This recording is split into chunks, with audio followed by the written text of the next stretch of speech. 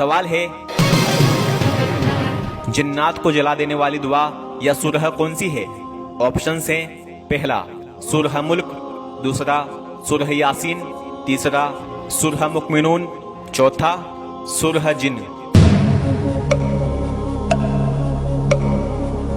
اس کا صحیح جواب ہے حدیث کے مطابق سورہ مؤمنون کی آخری 3 آیتوں کو اگر کوئی شخص کسی ایسے انسان کے کان میں پڑے جس کو جنات پریشان کرتے ہیں تو وہ شخص ان آیتوں کو سن کر درست بھی ہو جائے گا اور جو جنات اس کے اندر ہوگا وہ جل کر ختم ہو جائے گا۔ یہ واقعہ حدیث میں ملتا ہے کہ ایک شخص تھا جس کو جنات نے پریشان کر رہا تھا اور وہ اسی وجہ سے بہت بیمار رہتا تھا۔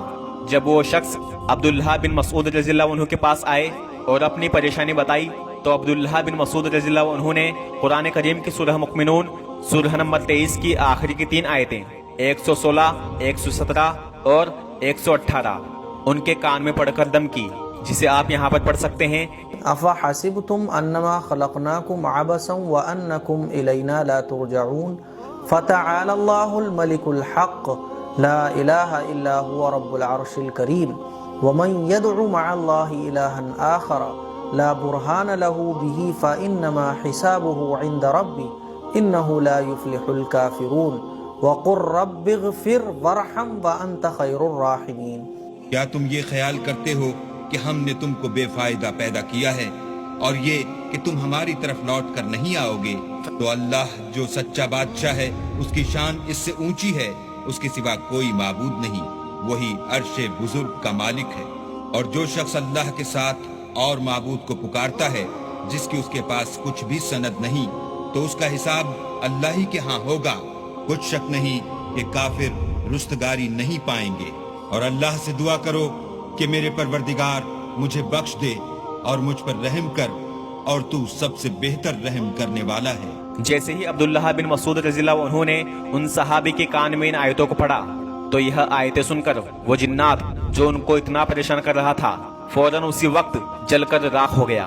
اور اسی وقت وہ صحابی ایک دم درست ہو گئے۔ یہ سارا واقعہ جب رسول اللہ صلی اللہ علیہ وسلم کے پاس سنایا گیا تو آپ صلی اللہ علیہ وسلم نے عبداللہ بن مسعود رضی اللہ عنہ سے کہا کہ تم نے ان کے کان میں کون سی آیت پڑھی تھی؟ تو انہوں نے کہا کہ میں نے تو بس سورہ مؤمنون کی آخری کی 3 آیتیں پڑھی۔ تو اللہ کے نبی نے فرمایا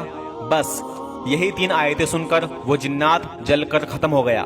اور یاد رکھنا اگر کوئی مضبوط ایمان والا سچے اور پکے یقین کے ساتھ ان آیتوں کو پڑھ کر اگر کسی پہاڑ پر بھی پھونک دے گا تو وہ پہاڑ بھی اپنی جگہ سے ہل جائے گا۔ یہ اتنی طاقتور اور مقدس آیات ہیں۔ اگر آپ کو یا آپ کی کسی قریبی کو کوئی جنات پریشان کرتا ہے جیسے ڈراؤنے خواب آنا یا ایک دم سے نیند میں چمک جانا یا بنا وجہ بیمار رہنا، اگر ایسا کسی کے ساتھ ہوتا ہے تو سچے یقین کے ساتھ اور اللہ پر بھروسہ رکھتے ہوئے ان آیات کو پڑھ کر اس کے کان میں دم کر دیں، یقیناً انشاءاللہ وہ فوراً درست ہو جائے گا۔ بے شک قرآن میں ہر بیماری کا علاج ہے اور ہر سوال کا جواب، لیکن افسوس کی بات ہے کہ آج مسلمان قرآن کریم کو چھوڑ کر ڈھونگی باباؤں کے پاس جاتا ہے اور شرکیہ تعویذ لیتا ہے جن میں کس کا نام لکھا ہے یہ بھی ان کو پتہ نہیں ہوتا۔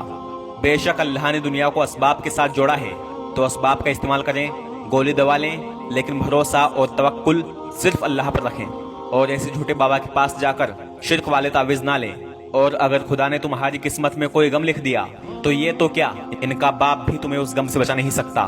اور اگر اللہ نے تمہاری قسمت میں کوئی نفع یا فائدہ پہنچنا لکھ دیا تو یہ تو کیا پوری دنیا بھی تمہیں اس فائدے کو حاصل کرنے سے روک نہیں سکتی۔